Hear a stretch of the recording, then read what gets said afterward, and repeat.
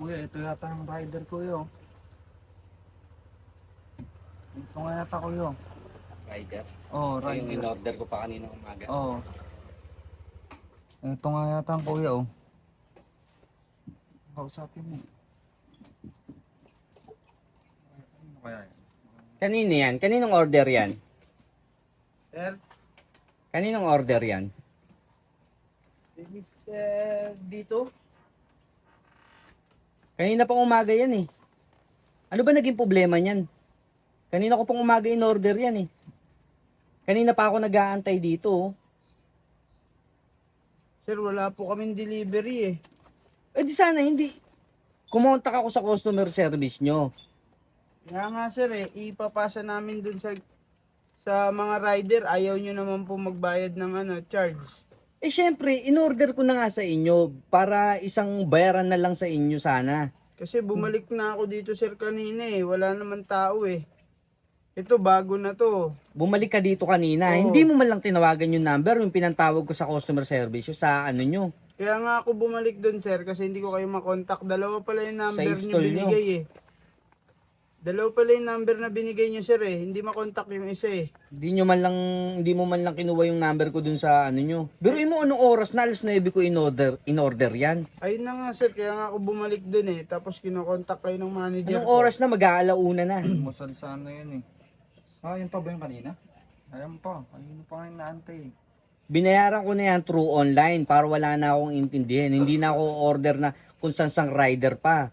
Sa inyo na nga, dapat antimano, una pa lang sinabi nyo na wala kayong rider kaninang umaga. Hindi yung ipapasa-pasa pa ako ng kausap ko dun sa ano.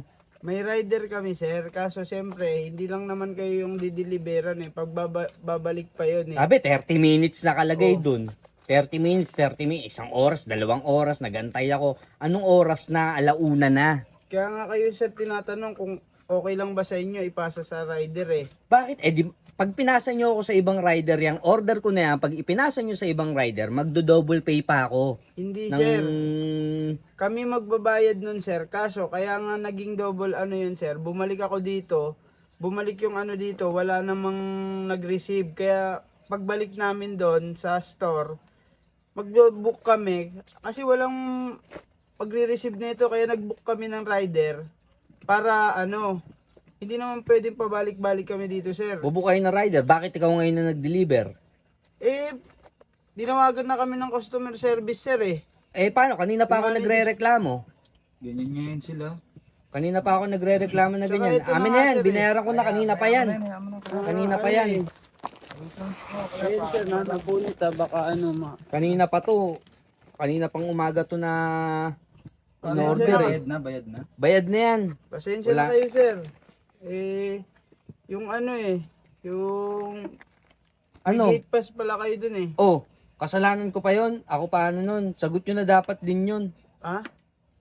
Wala nga kayong binigay na sa akin eh. Na ano? Na pangalawang balik ko na dito eh. Oh, hindi ko nakasalanan kung pumangalawa o pumangatlo kang balik. Andito ako kanina kuya, hindi ko O hindi, makitang dumaan. ang inaano ko, dapat tinawagan nyo ako sa number ko. Yun Tumawag ako sa ano nyo. Yung number na Istol binigay nyo doon. Oo, may pagkakamali din kami sir. Oh.